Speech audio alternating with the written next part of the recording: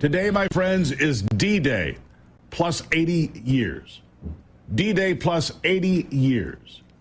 It really is hard to imagine that if some of us hang on a bit longer, we will be here to mark the 100th anniversary of the invasion of Europe led by General Dwight David Eisenhower, the Supreme Allied Commander and then the 34th President of the United States. The greatest amphibious invasion in world history and an effort that began the final defeat of Nazi Germany and the Axis powers of Japan and Italy, too.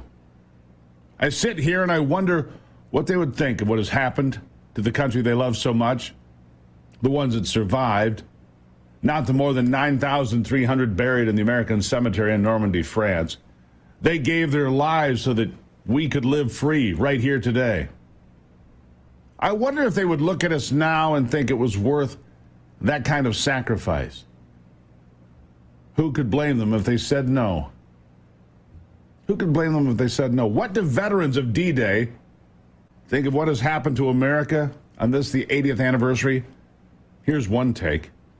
When you're here with all of these brothers and people who experienced the war as you did, and also the subsequent wars in Korea and Vietnam, what do you think about the state of our country today? How do you feel about the country that you worked so hard to stay free, to keep free? The real truth? Yeah. I feel like a foreigner in my own country lots of times, and I don't like it. It makes my heart real heavy. And I just hope we can pull out of this. There's too much Hollywood going on in Washington all the time. The important subjects they don't cover. So the thing is, I hope all the guys will rally up and we'll go back and straighten it all out. Rally up and go straighten it all out. He's not impressed, is he? It's truly heartbreaking.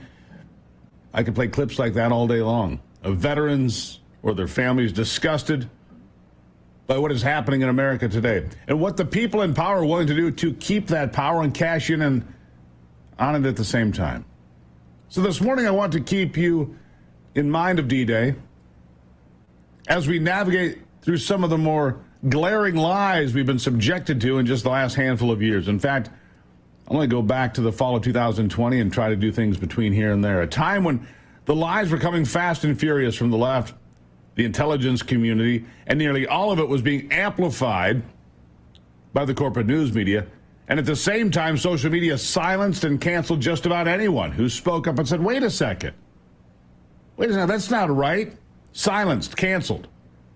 The topics were many, and the lies oftentimes were over the top. Let's start with Hunter Biden. We just spoke of him. We've already seen testimony in his trial this week that verifies once and for all the laptop that Democrats claimed was fake and had 51 members of the intelligence community sign a letter. It's Russian disinformation. It was real. It's a key piece of evidence being used in the prosecution's case to seek a conviction of Hunter Biden for illegally buying and possessing a handgun. Oh, but that's not what they used to say. I'm going to go to 60 Minutes. Remember Donald Trump calling out Leslie Stahl and her 60 Minutes arrogance, hammering her with the truth. She still tried to claim there was nothing to support his claims. Listen to this. You know, this is 60 Minutes, and we can't put on things we can't verify. You won't put it on because it's bad for Biden. We can't put on things we can't verify. Leslie. You know what you told me a long time ago when I asked why you keep saying fake in the media? Yeah. You said to me, I say that because I need to discredit you so that when you say negative things about me, no one will believe you. I don't have to discredit you. And that's what You've you told discredited me. yourself. You told me that. Leslie, you've discredited yourself. When you say that you're not going to cover Biden, you're going to ask him what flavor ice cream he has, okay? That's not Instead me. of why did Hunter get $3.5 million from Moscow? Instead of why is an energy company paying your son $183,000 a month or whatever they're paying him, and he has no experience in energy. You know, you discredit yourself. I don't have to discredit you. Yeah, you discredited yourself, Leslie. Now, some of that is behind-the-scenes footage that never aired on the program. You won't tell the truth, Leslie Stahl. He was right. He had her. She knows it. Everybody knows it. Leslie Stahl continued very hard to defend the Biden family. And again, this is footage that did not air on the regular program. Some of it did. This did not. This is what goes on when the media amplifies lies. Absolute lies, because they're defending Hunter Biden. That was their job. Whether they believed his laptop was Russian disinformation or did not doesn't matter. The fact is they didn't do their jobs. They have one job. Follow the story. Follow the facts. That's the job of being a reporter. Nothing else and nothing less. Here's more. And you're making this one of the hottest, most important issues in your rallies. It's a very important issue to find out whether or not a man's corrupt who's running for president, who's accepted money from China and from Ukraine and from Russia. All these I think things that's have an been important issue. investigated and It's discredited. incredible the way you can try and say this and sit there and look me in the eye and say it.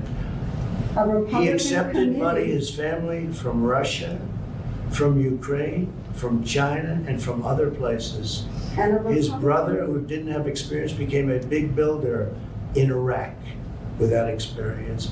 Take a look at what's going on, Leslie, and then you say that shouldn't be discussed. I'm saying, It's the biggest scandal out there, Leslie, and you don't cover it. because it can't be verified. You want to talk I'm about telling you. insignificant things. I'm telling you. Of course it can be verified. Excuse me, We they cannot found the verify. laptop. Leslie, It can't be Leslie, verified.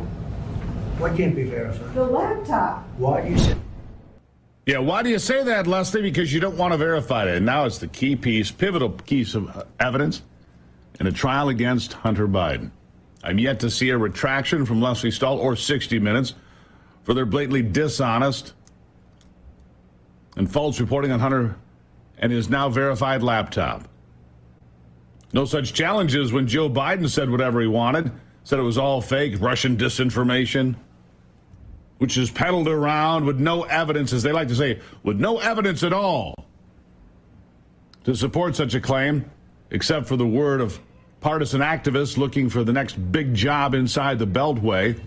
Those were the people pushing this narrative, garbage narrative. Yeah. Hard to swallow on D-Day, isn't it?